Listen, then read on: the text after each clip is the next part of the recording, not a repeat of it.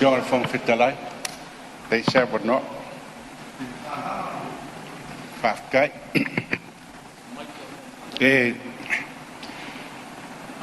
Ole se kasi o vaenga o le saunoanga le taitai o le tuangai. Koanga Samoa e fōra mea. Ua tamua lufi le tumua le. Taumwhai e fōra mea. Ufia so whau iai se opu a le to le no whari ar mare toa. O le tumua, le tua masanga. La wafionga fonga fitalai. O le, au tere yo o se tūranga ia whātumua. Sa whaitau ma le totoa ai mafua anga ua au mai.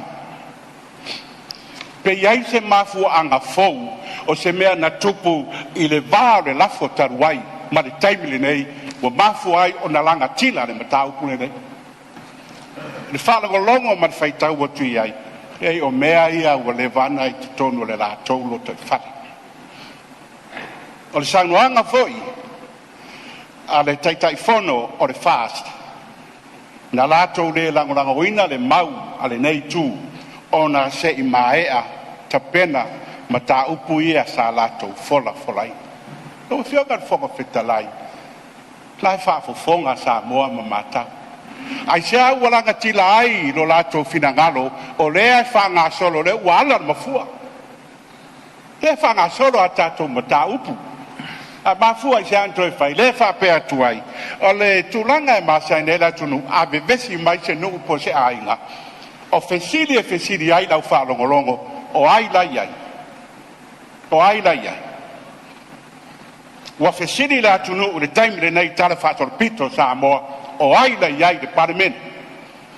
Fofoga fitalai, o lau susuga pāpā ri, o le mare toa. Lau a fionga, te mai tai parimia, vai ane le sao whapito, o lau susunga le toa, o sao ngerua mare toa. Lau susunga le taitai, o le tuangai, o le sunga le alo le mare toa. Lau susunga la uri, sila fia uma le la uri, faktu manava o le mare toa. E iai le tala lea se asea na matu tala noa ai. O upu whanoko i whale o le ainga sa mare toa. Opu ia malama ai le no whari o le mare toa.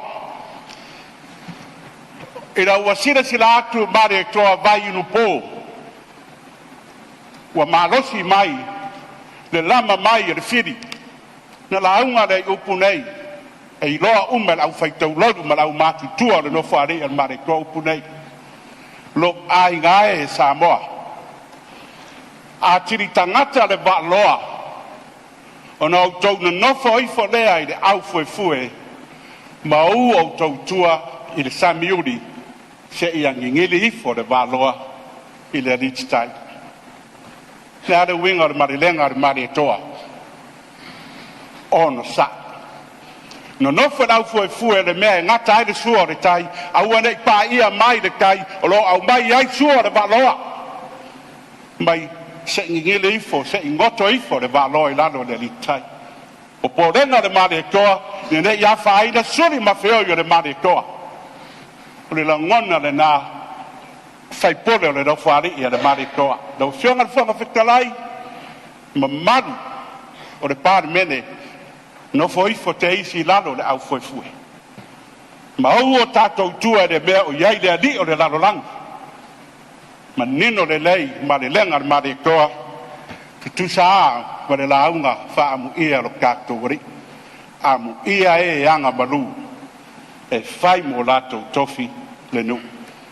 Amu ia se whai pura e pulero na loto, e whai mo na tofi le pare mene le nei o Samoa.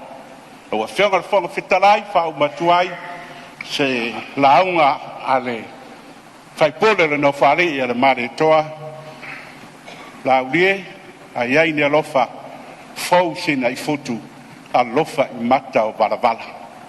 A ua le maua se hei a atoa o le tātou whaiva la ngā lala Samoa a ea lava sina una ai a le bodi o le ola. Se tau sa sami ni ngā lala o le atunuu le tātou whaiwa. Ia rofa mai le tua pure pure tere. So ani mai fo le tūlanga o iai. Ia le ngase au whai o Maulolo, le tātou loto I whale nei. Ia rofa ngia fo, au tatalo le atua na usare vi. Ia, au le whai titia lau tō ngaruenga, tatalo mai pēa mo le pare mene. Ia se whamatalanga le nei aso. Ia tō manu a wale tātou wha moe moe. Lauri, a lofa, wha fo I lafo. Manuia le tātou whono. Ua whamalo sa noa tu samau. Ia whaaptaipu mo le tima inga mo le whautuanga. Ia o tute aia whaatumua.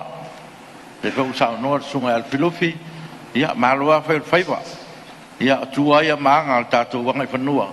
Ia me se foi o ngase whapene. Ia o lava na maile whautuanga ma sauanga. Ia maloa whaaptai mo le whautuanga. Ia me se foi o le psoaswani tātou mta upu.